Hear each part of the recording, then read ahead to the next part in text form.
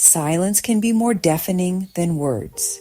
When someone who once shared their thoughts with us withdraws into quiet, we are left with nothing but our own minds to interpret the void.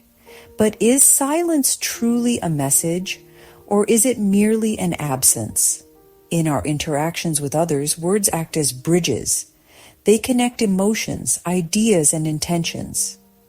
When those words cease, the bridge appears broken, and we scramble to make sense of the silence.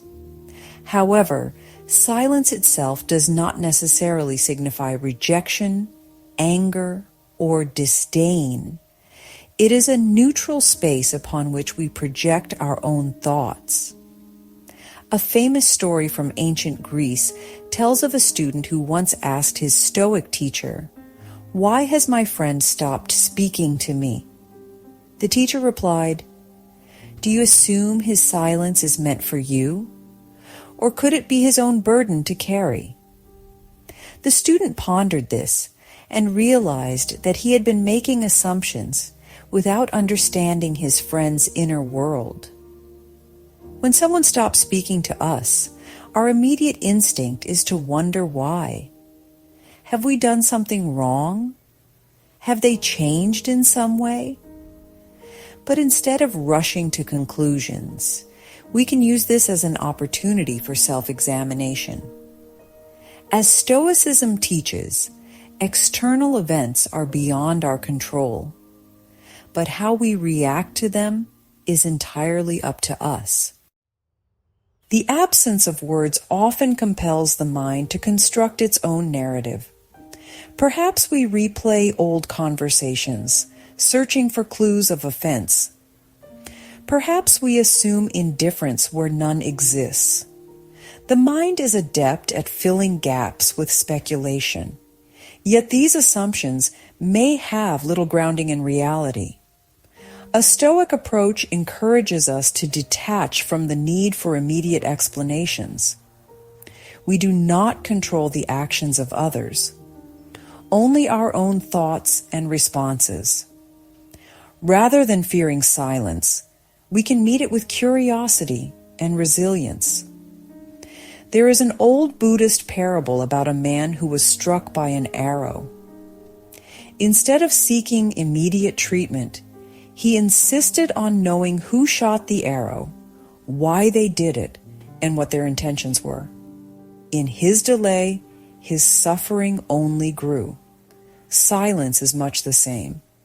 If we obsess over the reasons, we only prolong our pain. Stoicism teaches that suffering often arises not from events themselves, but from our attachment to them. If someone's silence brings us pain, it is not their absence that harms us, but our desire for their continued presence. The solution, then, is not to seek explanations from them, but to cultivate peace within ourselves. The Roman Emperor Marcus Aurelius wrote in his Meditations, "You have power over your mind, not outside events. Realize this, and you will find strength." Instead of lamenting the loss of conversation, we can accept it as part of life's natural ebb and flow. People come and go, relationships shift and change. By accepting impermanence, we free ourselves from unnecessary suffering. A fisherman once cast his net into the sea, hoping to catch fish. For years, the tides had been kind to him, bringing an abundance of life to his shores. One day, the tide shifted and the fish disappeared. The fisherman grew angry, demanding the sea return his fortune. A wise elder approached and said, "The tide does not take from you, it simply moves. If you wish to catch fish, you must follow the tide."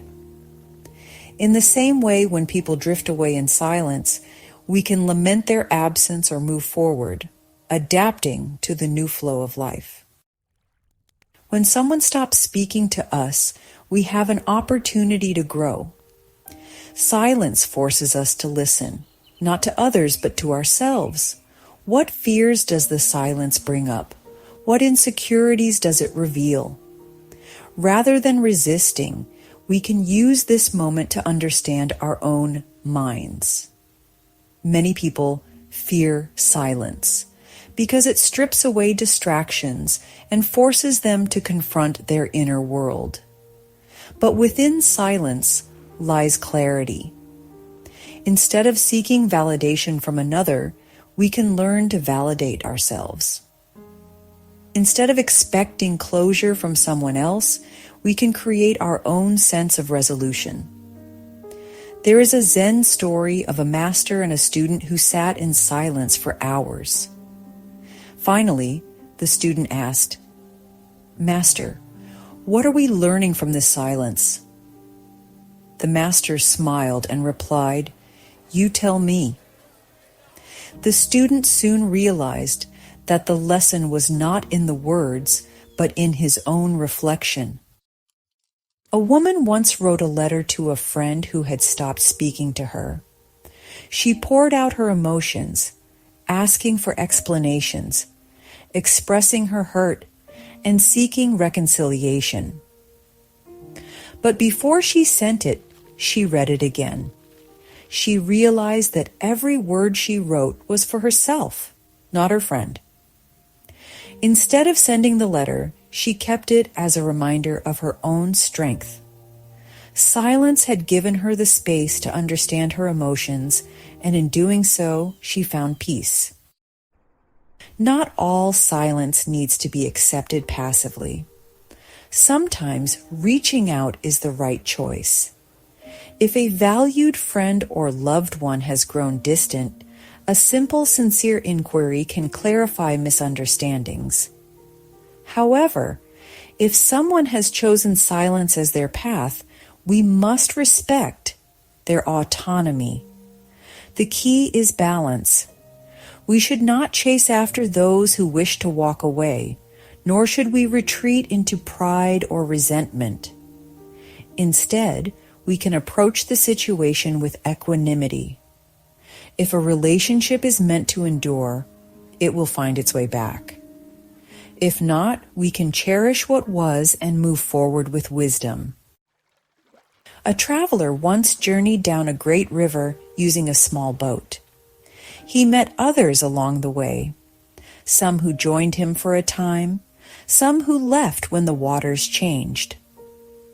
One day, he asked an old ferryman, "Why do people leave just when you grow attached to them?"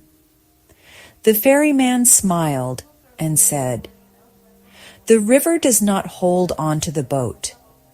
It simply carries it forward. Some stay for the journey, others take a different path. The river continues on. So too do our relationships flow, and so must we." A philosopher once said, "The space between notes creates the music." Silence is not merely an absence of words, but a presence in itself. When someone stops speaking to us, they may be giving us the space to grow. We can learn patience, inner peace, and the strength to stand on our own. A Persian tale tells of a wanderer who met a wise sage. The wanderer asked, "Why do people leave us without explanation?" The sage replied, "A tree does not ask why the bird flies away. It does not cling to its branches, nor does it lament the loss. It simply continues to grow." Silence is neither an enemy nor a punishment. It is a space in which we can project our fears or cultivate our strength. When someone stops speaking to us, we can view it as an invitation to deepen our understanding of ourselves. We can release attachment, embrace uncertainty, and find peace within our own thoughts. The great Stoic philosopher Epictetus advised, "It's not what happens to you, but how you react to it that matters." When faced with silence, we can either let it disturb us or use it as a tool for self-awareness. In the end, what matters most is not whether others continue speaking to us, but whether we have learned to listen to them, to ourselves, and to the quiet wisdom of life itself.